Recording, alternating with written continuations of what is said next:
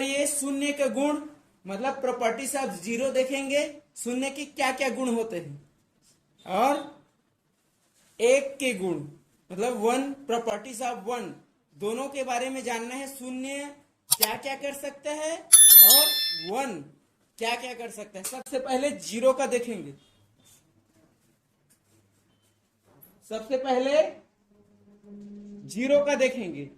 तो जीरो का देखने के लिए सबसे पहले देखेंगे कि शून्य को किसी भी संख्या में चाहे जोड़ो चाहे घटाओ, वो मान अपरिवर्तित रहता है, मतलब कोई चेंज नहीं होता, वैसे ही रहता है। जस्ट लाइक जैसे मैं 6 में जीरो को माइनस करता हूं, 6 में जीरो को माइनस करता हूं तो इसका आंसर 6 ही आएगा। और अगर 6 में मैं जीरो को प्लस करता हूं तो उसका आंसर भी 6 आया। देखो यहां पर माइनस किए फिर भी उतना आया और प्लस किए उतना ही आया। लेकिन एक चेंज करके देखना, जीरो में माइनस करेंगे, यहां पर क्या किए हैं 6 में माइनस किए हैं, यहां पर 6 में माइनस किए हैं जीरो को। अब उल्टा करके देखते हैं, जीरो में माइनस करेंगे 6 को तो यहां पर जीरो में तो कोई माइनस होगा ही नहीं, जीरो में माइनस होगा ही नहीं क्योंकि उसके पास कुछ चीज है ही नहीं, तो क्या चीज को वो देगा, तो वो उसका जो वैल्यू है उतना ही रहेगा। देखो माइनस है तो वो माइनस ही आ गया, यहाँ पर प्लस था तो प्लस आया, यहाँ पर माइनस है तो माइनस ही आया। अब ये जीरो में प्लस किए 6 को तो 6 ही आया। अब यहाँ पर ये देख रहे हैं कि फर्स्ट इससे प्रूव कर सकते हैं कि जीरो में चाहे घटाओ चाहे जोड़ो इसका जो वैल्यू है वो चेंज नहीं होता। सेकंड देखेंगे मल्टीप्लीकेशन, गुणा करेंगे। जीरो में किसी भी चीज का गुणा करोगे जीरो हो जाता है। जैसे 6 में जीरो को गुणा किए जीरो हो जाएगा, चाहे जीरो पहले लिखो चाहे जीरो बाद में लिखो। अब यहां पर एक आपका क्वेश्चन और आता है कि जीरो किधर भी रहे जीरो ही आएगा, ये तो जीरो आएगा, लेकिन सदिश के मतलब वेक्टर के एक फार्मूला है, वेक्टर मैथ्स में सदिश वाला जो गणित है उसमें ये चेंज नहीं कर सकते। जीरो इधर है तो इधर ही रहेगा, जीरो उस पर रहेगा तो उधर ही रहेगा, वो वेक्टर का जो फार्मूला है उसमें लागू होता है, यहां पर लागू नहीं हो रहा है, यहां पर सिंपल मैथ्स को बता रहे हैं। तीसरा, किसी भी संख्या में मतलब जीरो को किसी भी संख्या से डिवाइड करके देखते हैं। जैसे कि जीरो में डिवाइड कर देंगे 6 को, डिवाइड कर 6 से डिवाइड करेंगे जीरो, तो इसका जो आंसर है वो जीरो ही रहेगा। इसका मतलब क्या होता है, जीरो डिवाइडेड बाई 6, या इस पर ऐसे लिख सकते हो जीरो डिवाइडेड बाई 6, इसका मतलब होता है आपका जीरो।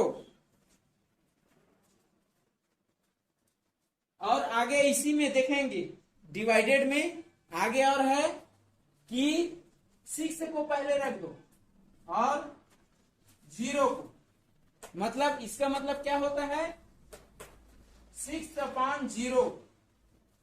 अब ये देखेंगे पहले तो रखे थे 6 को नीचे में, जीरो ऊपर में, मतलब जीरो जो है वो न्यूमरेटर में है, अंश में है, और 6 जो है हर में है, डिनोमिनेटर में।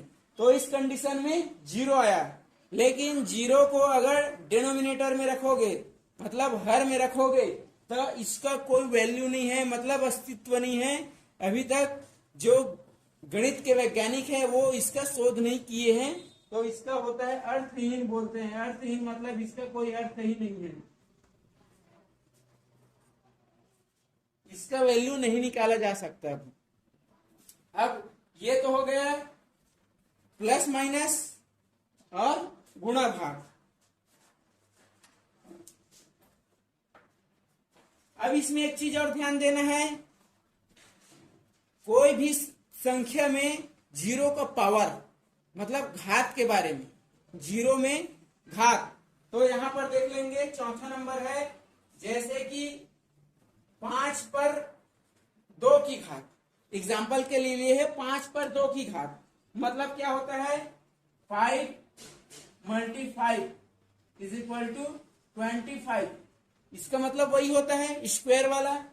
अब यहाँ पर 5 3 जा, तो इसका मतलब होता है 5 × 5 × 5, मतलब 25 और 125, 125 आएगा।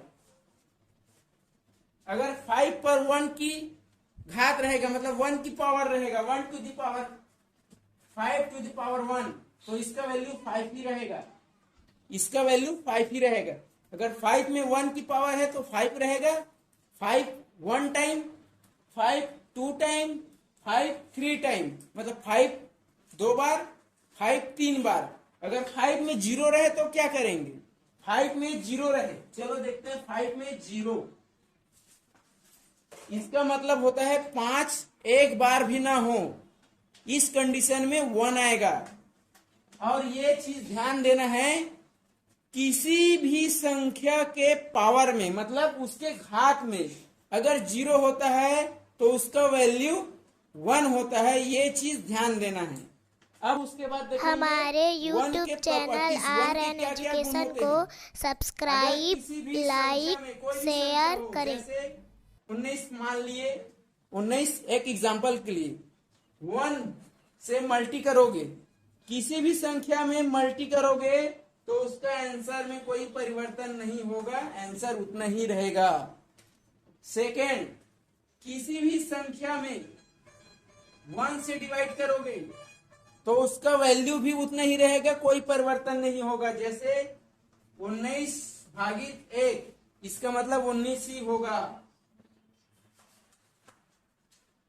अब यहां पर एक और चीज देख लेते हैं, 1 का जो प्रॉपर्टीज है उसमें 1 -1 है और -1 है, उसमें गुणा करके देखते हैं। जैसे -1 में 1 का पावर लगाते हैं, -1 मतलब कितने बार 1 है, 1 टाइम, एक बार।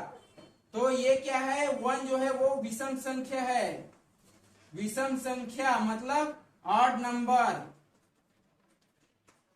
इस कंडीशन में इसका जो आंसर आएगा वो -1 ही आएगा। अब देखेंगे -1 पर 2 दी पावर, मतलब होता है -1 2 बार। यहां पर देखेंगे -1 मल्टी -1, तो ये -1 है, इसका आंसर जो 1 के साथ करोगे तो 1 तो आएगा ही, लेकिन ये माइनस और माइनस बस रहेगा तो प्लस हो जाएगा, ये प्लस। अब यहां पर देखेंगे -1 to the power 3, मतलब -1 कितने बार, 3 बार।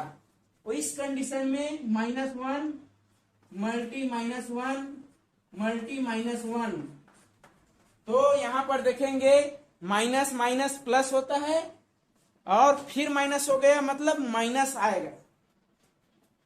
तो यहां से अनुमान लगा सकते हैं ये जो है इवन नंबर है, सम संख्या।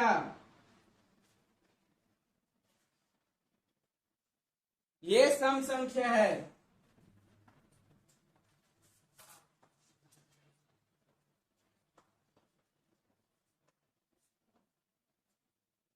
अब यहां पर एक चीज ध्यान देना, जब विषम संख्या रहेगा मतलब ऑड नंबर रहेगा तो माइनस रहेगा, सम संख्या रहेगा तो प्लस रहेगा, फिर ये विषम संख्या रहेगा तो माइनस होगा।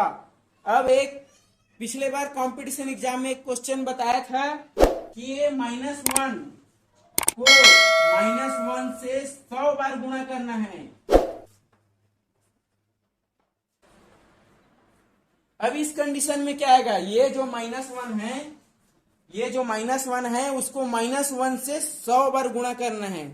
सबसे पहले देखेंगे, अगर एक बार गुणा कर रहे हैं, मान लीजिए एक बार गुणा कर रहे हैं, तो जब दोनों को गुणा करेंगे तो स्क्वायर होगा, मतलब सम संख्या आगे। जैसे कि एक बार गुणा कर रहे हैं, -1 तो पहले से है, -1 पहले से है। अब इसको एक बार गुणा कर रहे हैं, मतलब ये -1 कितना बार हो रहा है, 2 बार हो रहा है। एक बार गुणा कर रहे हैं पहले से -1 है, एक बार और -1 से गुणा कर रहे हैं, मतलब -1 2 बार हो रहा है, तो ये 2 बार मतलब सम संख्या हो गया। और इधर क्या है, एक बार से गुणा करेंगे तो ये इसका स्क्वायर हो जाएगा।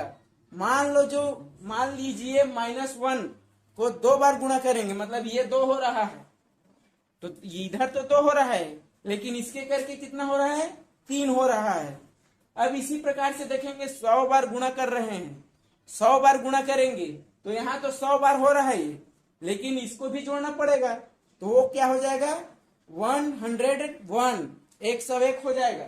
जब 100 बार गुणा करेंगे तो 101, 100 बार गुणा करने पर